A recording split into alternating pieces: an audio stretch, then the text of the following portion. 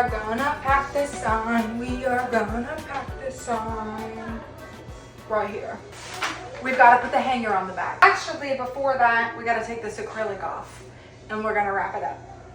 I use a couple different types of bubble wrap for my packaging, a medium or small size, and then a larger size to fill in the space of the box. Jack. Before I can do anything, I have to remove the acrylic piece off of the standoffs. You cannot ship it this way. Ask me how I know. No matter how well you package it, there still is going to be pressure on that acrylic piece and it will crack. So you need to take it off and bubble wrap it separately. Once the acrylic piece is removed, I will screw in the top parts of the standoff so they do not get lost or jiggle around in the packaging. The acrylic is pretty fragile, so I like to either use the medium or the small size to really protect that and give it a good hold so it doesn't bend and potentially break in the box.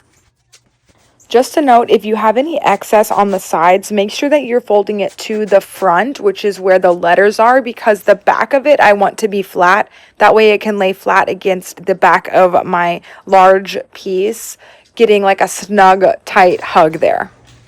Next up is the hanger, which is called a French cleat. You can buy them at any of your hardwood stores, and I also have them linked in my Amazon storefront. I usually just buy them on Amazon because it's so much easier to have them show up at your door. I attach them for my customer because it's not only easier for them when it's time to go ahead and hang it, but also I don't risk any sort of damage when they're trying to apply it. There is one bar that goes on the back of the sign and the other bar that goes on the wall. One of my favorite things about this type of hanger is that it provides a pretty flush hang where it's not sticking out from the wall too much. When packaging up any of the pieces, I try to get a tight, secure hold because I have found that any sort of movement is what ends up causing the damage. Next up are the pool noodles. I buy them in bulk every summer from either Five Below or the dollar store. I found these are the best and cheapest way to get those corners protected without having to spend a buttload of money on the other corner protectors that seem to not even fit in the end of the day anyway. I cut them into, I think it's 3 or 4 inch pieces, cut a slit down the middle, and that is what hugs each side of my border. You want to make sure that they closely meet each other in the corner and you tape them really good. If you go and push on that corner piece, you don't want to be able to touch the frame in there, and that's how you know that it's good and secure.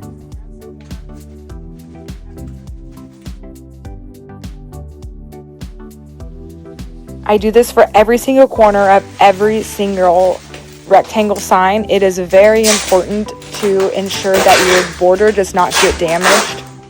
I do apologize in advance for all of my hairs that you find in my packaging, especially when I'm doing with my hair down.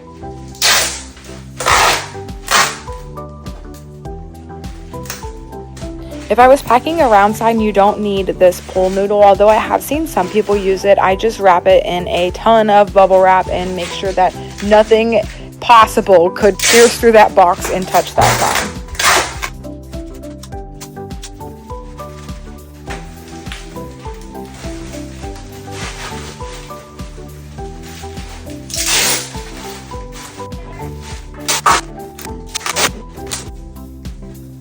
Now that everything is wrapped up tightly in the bubble wrap, we need to go ahead and make our box. I use a 4-part box, which is a mirror system that I get from half price boxes. What I love about these is they are adjustable to sizing. This is a 36 by 24 piece. I think it goes up to 40 by 60.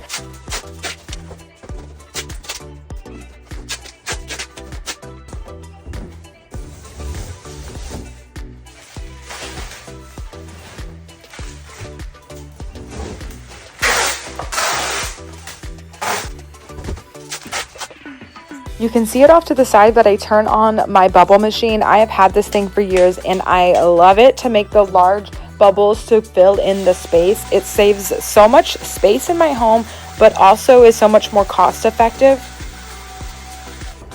Sometimes I will use these bubbles to protect maybe the round signs, but if I use it too much, it's just going to make the box way too big. So in this case, I usually am only using it to fill in any of the dead space in the box. I usually use UPS to ship, mainly because it's the cheapest, but I also have a drop-off location right near my neighborhood. They also will pick up from your house for $4, so it makes it super quick and easy. Then I put the top pieces on my box and I tape the heck out of this thing, like all the ways, ups and downs, around and around and around. You don't want any of these pieces slipping off in the middle of transit. Like, I mean, literally a whole roll just for one box. And that's it. Another sign on its way home. Bye, bye, bye. See you later.